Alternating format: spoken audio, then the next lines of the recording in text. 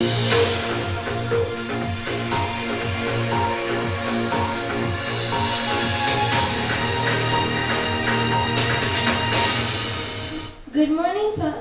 morning, dear teachers and fellow students. Welcome to our broadcast. And today, as usual, we will start with the reading of Quran and the Qatar national anthem. أعوذ بالله من الشيطان الرجيم. بسم الله الرحمن الرحيم.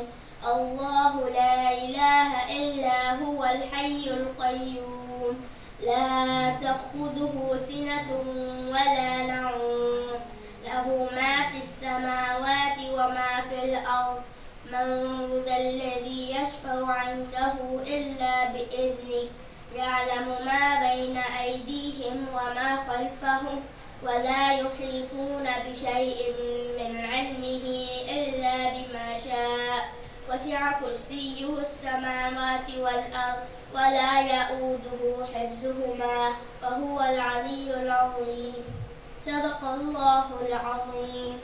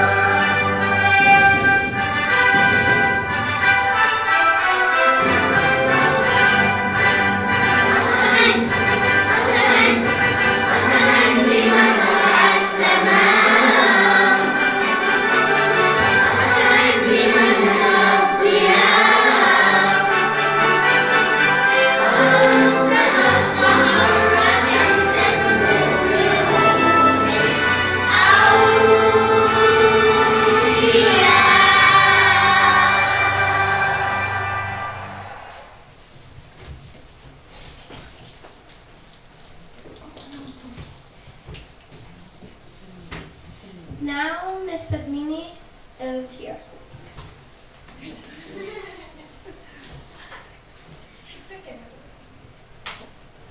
Good morning, students. I hope you have a restful weekend and you have completed all your homeworks and you have prepared for your CAS and everything. Okay, so there is a very important notification. It's not a notification. Almost we are putting it in a very big gazette. This is to reiterate on the behavior policy in our school. So let me read from the gazette. What you should do is you also go home, go through the gazette, read for your parents, make them understand what we are talking about. Those who had 2 or more behavior issues in term 1. For example, assume I have a very bad behavior issues and the science teacher has put for me the red card in term 1. So what is going to happen in term 2? So that you should know. Let's say in term 2, if some other teacher puts a red card, student will lose 15 out of 25 marks in the behavior marks of the subject in which the student is misbehaved. So it means it is carry forward. So you should be extremely careful. Girls, are you following what I'm telling you? Let's say in term 1, if I'm a science teacher. Let's assume you misbehave in term 1. I put a red card. Your 5 marks gone. Now this is term 2. What will happen in term 2 if anybody puts a red card? Your 15 marks will go from the subject. Any incident happen which is outside the classroom or during the activity, you will lose out 15 of 25 marks. So you should be extremely careful. Second term, a red card. If you are already a red card, if you have a red card issues in term 1, 15 marks will be deducted. It is not 5 marks. Because we are considering what happened in term 1. You are all an extremely good kids. Make sure you behave well. You are not rude. You should not be arrogant. Always you should command respect. You should not demand respect. You should command respect. Whatever may be the issue, wrap it at home and come to school when you come to school. Here, that's why we wear the uniform, because for us, immaterial or the nationality, caste, creed, sex, for us the students are students. We are not going to depend, which student is great based on the nationality wise. Definitely not. So you are recognized as CIS students. We are recognized as CIS staff. That's the end. Please go through the Gazette once again. That will have more information. After that, do not come to us saying that, Miss, we did not know this. No, you should know this. So you should read the Gazette every week. And you should make your parents also to understand what is there in the Gazette every week. So I hope the message is very loud and clear. So have a good day.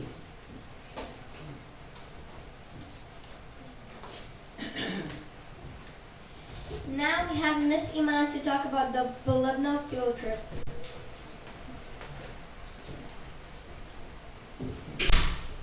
Good morning, everyone. Last Thursday we went to Baladna farm and park. That was the year 7s and year 8s. It was both educational and very entertaining. They went cycling, they went on boats in the lake, the play area, and the educational part was where we saw the cows being milked, and we learned more about where most of that milk goes. Most of it is in bottles. 85% of that milk is put in bottles, and the rest they make their sweets and the yogurt and the cheese. We learned that there are now 16,000 cows in Baladna farm, and by year 2020 there will be around 24,000 cows. By year 2030 there will be 35,000 cows. This farm is growing very big, and I know that year 5s and year 6s will be going on that trip. I hope they enjoy it. Thank you very much.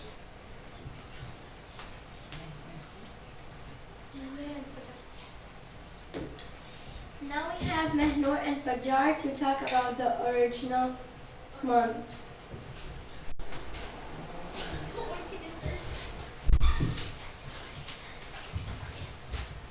The other day we told you that January is the Get Organized month. But there is more to celebrate this month. It is also the Get Organized month. Back in 2005, the Association of Professional Coordinators decided that they wanted to increase awareness of the significance of the organization.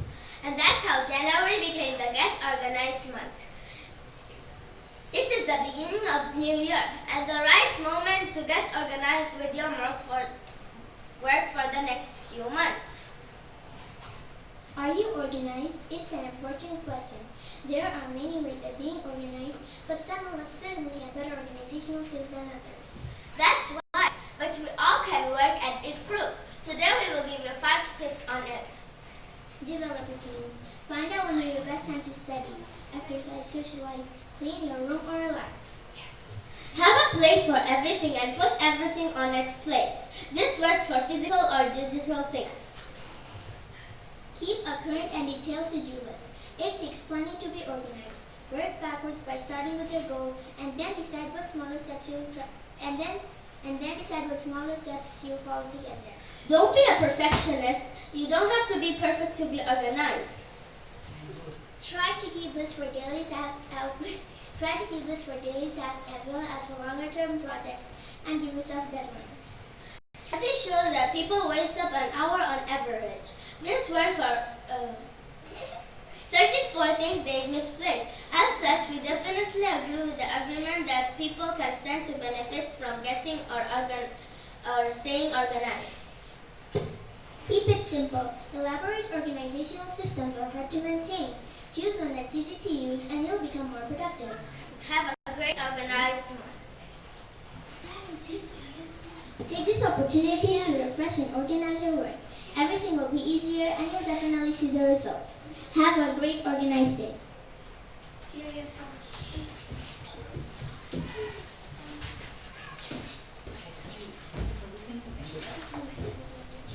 Thank you for your attention, everyone. Have a good day.